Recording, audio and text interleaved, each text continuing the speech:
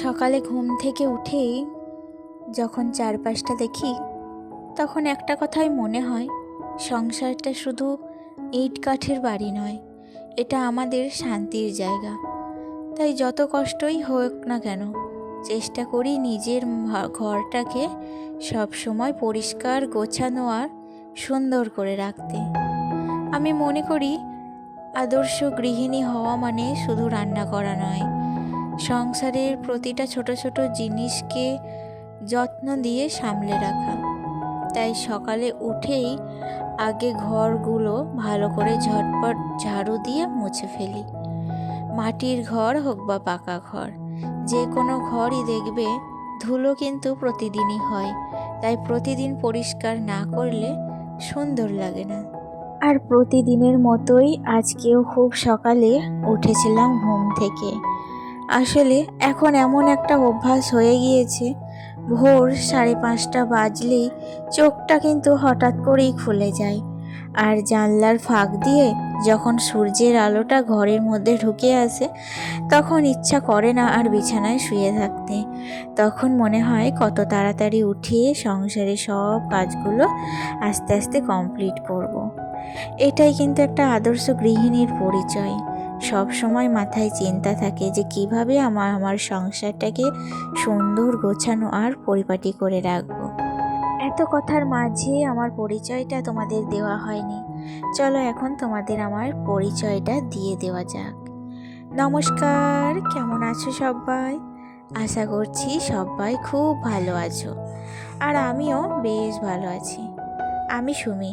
আজকে আমার আরও একটি নতুন ব্লগে তোমাদের অনেক অনেক স্বাগত। আমরা তো ওপরের ঘরগুলোতে কেউই তেমন একটা থাকি না, লোকজন এলে তখন তাদেরকে এখানে থাকতে দিই। তবুও এই ঘরগুলোকে না সব সময় পরিষ্কার এবং টিপটপ রাখার চেষ্টা করি। আমরা না থাকলেও সেই ঘরগুলো যাতে ভালোভাবে ব্যবহারযোগ্য হয়ে থাকতে পারে। হঠাৎ করে বাড়িতে যদি কেউ চলে আসে, তাহলে তাদেরকে যাতে আমি থাকতে দিতে পারি, সেই ব্যবস্থাটাই সব সময় করে রাখি।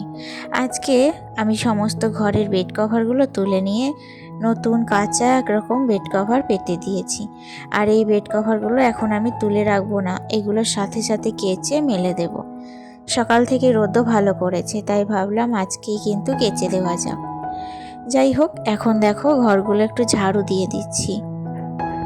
আমাদের বাড়ির সামনে একটা বিরাট বড় খামার আছে, সেখানে না সবাই ধান তোলে আর সেখানে ধান ঝাড়ে। আর এই ধানের ধুলোগুলো সব জানলার ফাঁক দিয়ে গোটা দোতলার ওপরে নিচে সমস্তটাই ঢুকে থাকে। তাই জন্য দেখলেই প্রথমে রেঙেলগুলোতে প্রচুর ধুলো ঝুল পড়েছিল, সেগুলো ভালো করে ঝাড়ু দিয়ে নিয়েছি। এখন ভালো করে ঘর, বারান্দা সবগুলো ঝাড়ু দেওয়া কমপ্লিট। আর এখন চলে এসেছি ছাদে। ছাদে এসে জামা কাপড়গুলো মেলে দিচ্ছিলাম। এই জামা কাপড়গুলো কালকে যখন কেচেছিলাম অনেকটা বেলা হয়ে গিয়েছিল, তাই জন্য অর্ধেক শুকিয়েছিল আর অর্ধেকটা ভিজে অবস্থায় রেখে দিয়েছিলাম। তাই জন্য সেই জামা কাপড়গুলোই আগে মেলে দিলাম। আর এখন চলো যাব, আমি বিছানার যে বেড কভারগুলো নিয়ে এলাম সেগুলোই কিন্তু কাচাকুচি করব। আসলে কি বলো তো, ছাদে এইখানে কাচতে ভীষণ সুবিধা হয়। এখানে সাথে সাথে কেচে সাথে সাথে ছাদের ওপরেই মেলে দিতে ভীষণ অনেকটা আরাম হয়, জানো তো। আমি বেশিরভাগ সময় যখন দেখো ভীষণ ক্লান্ত লাগে একতলা থেকে কেচে জামা কাপড় 3 তলায় মেলতে আসতে, তখন কিন্তু বেশিরভাগ সময়টাই আমি এইখানে জামা কাপড় কেচে তারপর এখানেই মেলে দিই। আর এখন তো আমার ওই যে পাশে ওই লালাটা পরিষ্কার করায় ভীষণ সুবিধা হয়েছে, জল পাস করতে কিন্তু কোনো রকম কোনো অসুবিধা হয় না। আর ছাদটা আমার দেখেই তোমরা হয়তো বুঝতে পারছো, আকাশ কিন্তু পুরো পরিষ্কার আজকে। রোদের তাপমাত্রাও বেশ হবে বলে মনে হচ্ছে। গোটা ছাদে সকালবেলায় রোদের কিরণে কিন্তু আমার ছাদ ভরে উঠেছে। বেশ কয়েকটা গাছে জলও দেওয়ার ছিল, কিন্তু আজকে আর জল দেওয়ার কোনো সময় নেই। তাড়াতাড়ি করে নিচে চলে এসেছি আর এখন এসে গ্যাসটাকে একটু ভালো করে মুছে নিচ্ছি। যদিও সকালবেলার সমস্ত বাসি কাজ আমার কমপ্লিট হয়ে গেছে, তারপরেও আমি ওই চা বসানোর আগেও কিন্তু গ্যাসটাকে একবার মুছে নিই। আসলে সব সময় আমি আমার সংসারকে পরিষ্কার দেখতে ভালোবাসি, এটা আমার একরকম নেশা হয়ে গিয়েছে। সত্যি কথা বলতে কি, কাজের ফাঁকে ফাঁকে কাজ গোছাতে পারলে পরে আর বেশি কষ্ট হয় না। আমি সব সময় একটা কথাই মানি, ছোট ছোট কাজ জমিয়ে না রেখে সঙ্গে সঙ্গে করে ফেললে সংসারের কাজ অনেক সহজ হয়ে যায়। আমার এই ছোট্ট ঘরটা হয়তো খুবই বড় না, কিন্তু ভালোবাসা আর পরিশ্রম দিয়ে এটাকে টিপটপ রাখার চেষ্টা করি প্রতিদিন। ঘরের প্রতিটা কোণ পরিষ্কার থাকলে মনটাও অনেক শান্ত লাগে।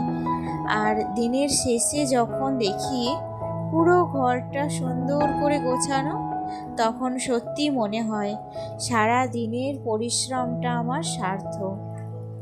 সংসারের কাজ কখনো শেষ হয় না, তবুও ধৈর্য ধরে হাসি মুখে কাজ করলে ক্লান্তির মধ্যেও একটা আলাদা শান্তি পাওয়া যায়। নিজের ঘরকে নিজের হাতে সুন্দর করে রাখার আনন্দটাই আলাদা। অনেক গল্প করতে করতে আমার দেখো অনেকগুলো কাজ কমপ্লিট হয়ে গেছে। আর তার মধ্যে ছেলেও চলে এসেছিল স্কুল থেকে, ওকে ড্রেসটা চেঞ্জ করিয়ে দিলাম, তারপর ওকে খাওয়া দাওয়া করিয়ে দিয়েছি। আর এখন আমি আমার ঘরের সিলিং ফ্যানটা একটু ভালো করে মুছে নিচ্ছি। বেশ কয়েকদিন থেকেই দেখছিলাম অনেকটা ধুলো জমেছিল, সময়ের অভাবে আর করা হয়ে উঠছিল না। যাই হোক, তারপরে চলে এসেছি রান্নাঘরে। আজকে আমি কি রান্না করব কিছুতেই ভেবে উঠে পারছিলাম না। আসলে প্রতিদিন একটা ঘেয়েমি তরকারি করতে করতে না আমি ক্লান্ত হয়ে পড়েছি। তাই জন্য আজকে আমি বানাচ্ছি আলুর দম। আলুর দম দেখবে মাংসর মতো করে যদি রান্না করা হয় তাহলে খেতে ভীষণ ভালো লাগে। ভালো করে আলুগুলো কষে আদা বাটা, রসুন বাটা, পেঁয়াজ বাটা দিয়ে মাংসর মতো করে ভালো করে কষিয়ে নিয়ে এখন প্রেসার কুকারে ভরে দিচ্ছি। মাত্র 3টে সিটি দেব, তাহলেই হয়ে যাবে। আর পাশে হাঁড়িতে ভাতও বসিয়ে দিয়েছিলাম। ভাত নেমে গিয়েছে, এদিকে দেখো কুকারের সিটি দেওয়াটাও কমপ্লিট, মানে আলুর দমও রেডি। লাস্টে করেছিলাম একটু ডাঁটা চচ্চড়ি, যেটা সর্ষে বাটা এবং পোস্ত বাটা দিয়ে ভালো করে নেড়ে চেড়ে দেখো এখন কিন্তু তৈরি আমার ডাঁটা চচ্চড়ি। আজকের মতো এই হচ্ছে মেনু। তারপরে খাওয়া দাওয়ার পরে হঠাৎ করেই আজকে চলে যেতে হয়েছিল একটু বাইরে। আসলে শরীরটা ভীষণ খারাপ করছিল, তাই গিয়েছিলাম একটু ডাক্তারের কাছে। আমাদের সকাল থেকে কিন্তু যাওয়ার কোনো প্ল্যান ছিল না, কিন্তু সংসারের প্রত্যেকটা কাজ আমাদেরকেই করতে হয়, তাই নিজেদের যত্ন নিজেদেরকেও নিতে হয়। সাথে নিয়ে গিয়েছিলাম বাবুকেও। বাবুর শরীরটাও তো খুব একটা ভালো যাচ্ছে না, কয়েকদিন থেকেই কাশি হচ্ছে, তাই জন্য ওর কাশিটা কমছেই না। আর আমি এখানে আমরা 3জনে মিলে চেক আপটা করিয়ে নিয়েছিলাম, মানে এসেছিলাম তোমার 4:30 কি 5টা নাগাদ, আর বাড়ি ফিরেছিলাম তোমার 6টা থেকে 6:30। আজকে আবার আমাদের বাড়িতে বেশ কয়েকটা আত্মীয় এসেছে। আসলে আমার আর একটা ননদ এসেছে, তার হাজবেন্ড এসেছে, তো তাদেরকে খাওয়া দাওয়া করিয়ে তারপরেই আমরা বেরিয়ে এসেছিলাম। আর এখন বাড়ি যাব, বাড়ি গিয়ে তারপর রাত্রের রান্না সবটাই একা হাতে কমপ্লিট করব। শরীরও আর সায় দিচ্ছিল না যেন। এক জায়গা থেকে এসে আবার কিন্তু ঢুকে পড়েছি রান্নাঘরে। এখন রাত্রের খাবার বানাচ্ছি। আজকে রাত্রের মেনু হচ্ছে রুটি, ছোলার ডাল আর তার সাথে একটু পায়েস। এই হচ্ছে রাত্রের খাবার। ছেলেকে ডাক্তার দেখিয়ে এসে এখন কিন্তু ও খেলা করছে, আমি এদিকে সমস্ত চা জলখাবার কমপ্লিট করে রান্নার কাজে লেগে পড়েছি। হঠাৎ করেই মাঝখানে দেখি বাবুর ঘুম চলে এসেছিল, তাই তাড়াহুড়ো করে রুটিটা কমপ্লিট করেই ওকে খাইয়ে দিয়েছিলাম আর তারপরেই ঘুম পাড়িয়ে দিয়েছিলাম।